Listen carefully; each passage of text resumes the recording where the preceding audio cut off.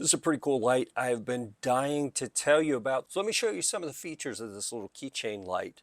Number one, the most obvious, probably the first thing your eye is drawn to, we got a carabiner up top, so you can clip it to a bag or a carabiner itself, a belt loop, wherever you need so that you can keep track of it. That may be a little bit confusing. That little notch is actually a bottle opener. You can see I have it plugged in right now. The red light means it is still charging. This is a USB-C, which I like. A lot of lights will use the old school micro USB, and I think that is more delicate, not as durable. I really like that this uses the newer USB-C, and it has a little waterproof flap that goes over the top of that.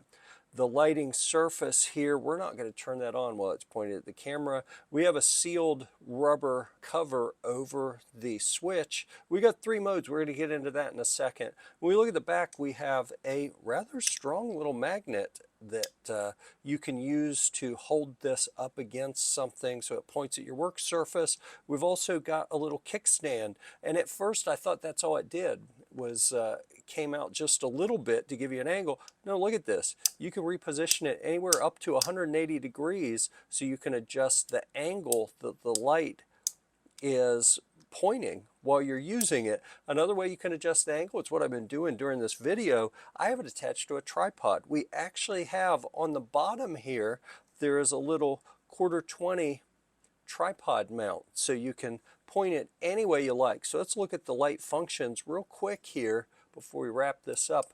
Number one mode, that is 60%.